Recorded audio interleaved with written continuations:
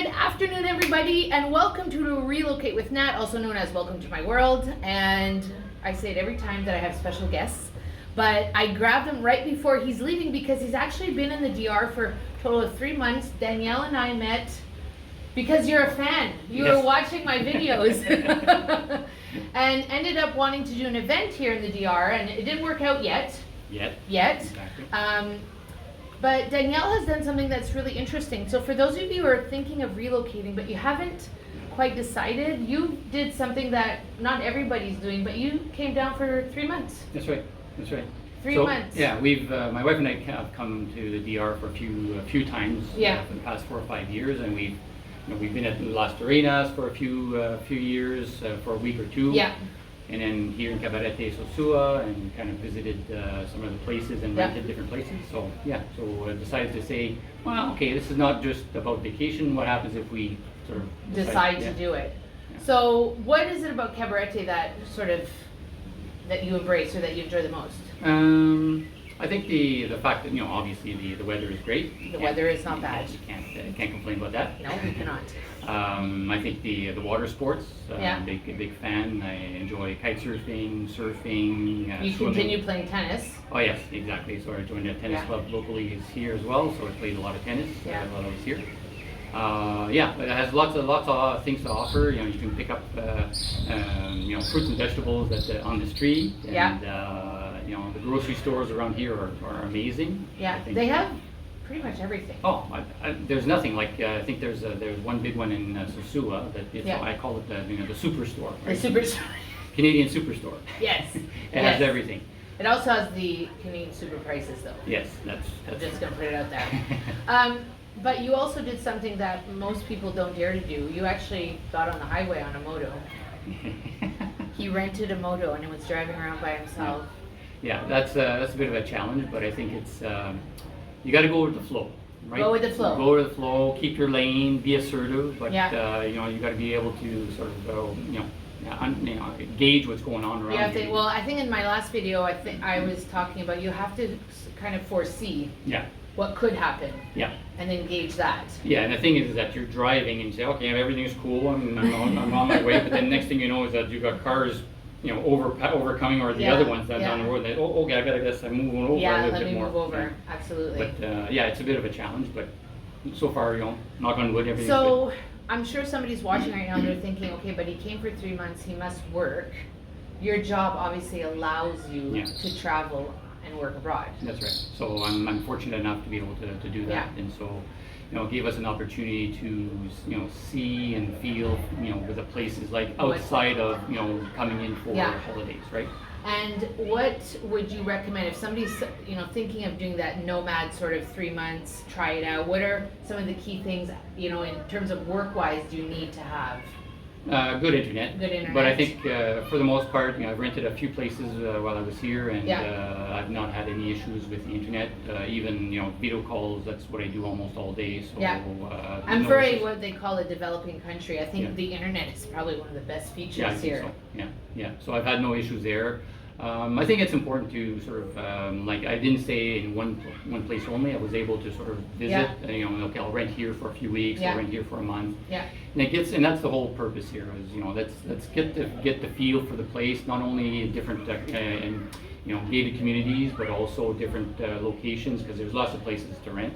There's so many places, and I think that we sort of the conversations I've been having lately is people sort of get dazed by these bigger communities, and the stars are in the eyes. But I really, part of what I want to do with when people come down is show them the different, like where you can be. And I know even for ourselves, this is, not official yet, but we're actually going to be moving in April, and we found a place that looks like this, but it's 10 minutes out of Cabarete, and it has everything we have here, and it's half the price.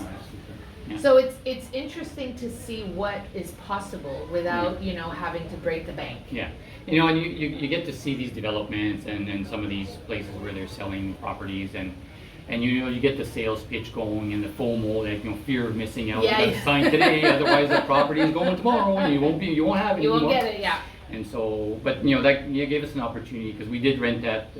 Family came down, extended family came down for Christmas, and we were able to rent in different places. And you go through the cost of the initial investment, but then you have to look at the actual HOA fees or condo fees that you have to pay for, and you're in that community and you're kind of walking around at night and you're kind of looking at stuff and you go, that's kind of broken there, that's kind of needs a repair, and you're going, there's a lot of little things that sort of catches my eye, and you go, okay, well, if I'm paying whatever price they're asking for HOA fees every month, then where is the money going, right? Yeah. And that's one other thing I sort of found out is that you can drive around Cabarete, Sosua, and up to the on the north coast, and you'll see a lot of these developments that have sort of started but that were abandoned.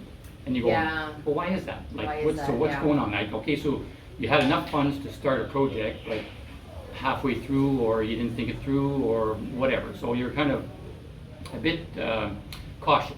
You're going, okay, if I'm going to be plocking down lots of money into this area, then, or buying a whole property, then do your due diligence, because it's important to understand who's a developer out there, what's going on with your fees that you're going to be paying. Yeah. And the other thing that's kind of interesting is that you have these communities or these projects that are sort of in the mountains or by the sea or whatever, but then the municipal roads around those, it's like, who's taking care of that? And you're going through potholes and craters and whatever, and you go, and you're hoping that your car, the undercarriage, is going to hold on. Exactly. So you're going, well, who do you call? There's nobody you're calling. There's no no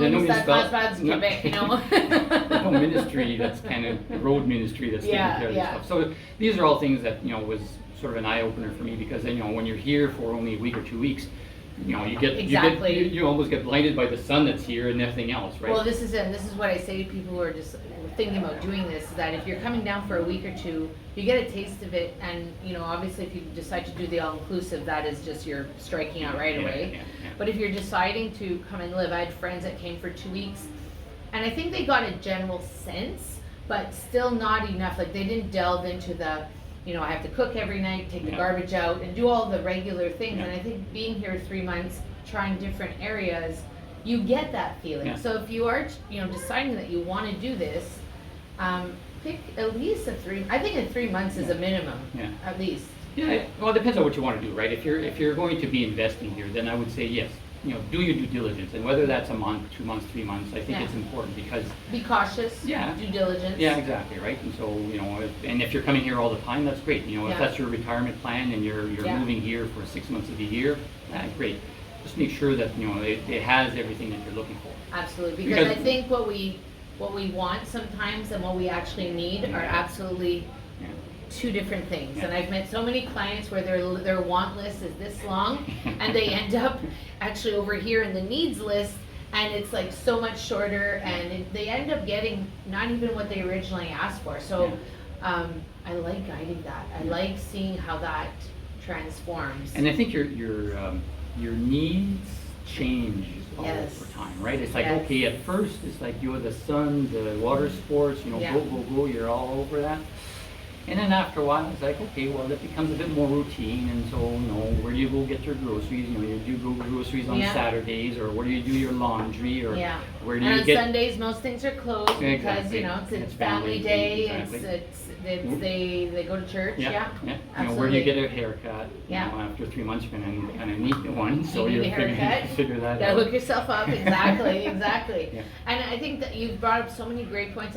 So what were some of the highlights for you the last 3 months? Obviously you've been working so that your days were sort of picking up, but what were the things that you're like, God, I'm glad I did that? Or I think it's when you take a break, if you're working from home or in Canada, or you're at the office, you kind of, I'll go for a walk at noon or lunchtime, right? Or here you can say, okay, well, I'll just go for a dip in the pool, for instance, right? Like, okay, don your bathing suit, go for a dip, get dried and whatever, and that's great, right? That's sort of taking advantage of it's kind of surreal. Exactly. That's what my friends kept saying. This is surreal, Natalie. This is surreal. Like, we're here and we're sitting on the beach, and don't you do this every day? And it was funny because we spent New Year's Day at the beach, and my friend said, don't you do this all the time? And I said, actually, I don't. And it's not because I don't want to. I think we're doing life. I because It's we're funny doing 'cause life. at first it was like, oh, I'm always doing that. I can do going to the, go for a dip. I'll be making sure I'm swimming, and then after a while it's like, no, not today. Oh, it's only 25. I think I'm getting a bit more. Well, the particular. water is very cold now. Yeah. It is cold. For me, I haven't been in the pool. Well, actually, I think I went in between Christmas and New Year's, and that was just me being brave. Yeah. But other than that, I won't swim until maybe March or April. It's too refreshing. Yeah. But it's just to say that after a while it becomes routine, right? So yes. So what is your routine? I think that's an important piece for people to remember. Is like, if you're coming here, if you're only here for a couple weeks or a week or whatever, and you just soak up the sun, go for it. But if you're here for a bit longer, then what do you like to do, right? If you don't have, because every time you come here, you need to sort of build a community, right? Start building friends, being able to sort of, what do you like to do? Because if you're coming here and you're thinking, okay, I'll go to the movies every weekend. Well, there's no Chippy Tuesdays here, exactly. no. No, that's not going to happen. That's going to happen. So understand what you're looking for, what you'd like to have, and you may find it here, or you may have to build it here because there's not everything is here. And did you have any big frustrations about being here? No, I think it's it's sort of mild annoyances. I think in Canada I live in the country, so I think the noise here was a bit of an adjuster. Adjustment you have to adjust. But there's an opportunity. If you're an audiologist, this is a great place there's an opportunity to set up shop here, because you're driving around and people have got they're in their vehicles. You've got these huge speakers that just parked into the back seat. The motos alone, they can be quite ear piercing. That's for sure. I agree with that. Yeah. Any last words of wisdom? If you're coming here, like I said, I think it's make sure that you know who you are as an individual or as a couple, and what you're expecting, because you might not find it here, and if you don't find it here, you may have to build it, or may have to go and seek it. If you're looking at playing cards every night, or creating a club to sort of socialize, be in a community, and looking at a gated community where you've got sort of less transient vacationers. You'll probably, you'll be able to sort of find that there. But if you're sort of parking yourself in the mountains somewhere, no, that's not something. So I think it's important to understand, what drives you and what you're expecting, because once you've gone through the novelty and the beauty of the area, then you're going to have to sort of get down to it. Absolutely. Okay, so I say cheers to that. Cheers. Cheers. Thank you so much. Thank you. To each and every one of you who is thinking about relocating and you haven't made a big decision yet, you can book a free call, 30 minutes, no strings, and we can figure out if this is a plan for you. And if I'm the right person to help you make that happen, remember to like, subscribe, and share this video if you liked it, because there are people out there that are thinking of doing this and they just need a little bit of help. Whatever you choose to do today, have an incredible day, and I can't wait to see you in the next episode. Bye for now. Thanks, Danielle. Merci. Okay.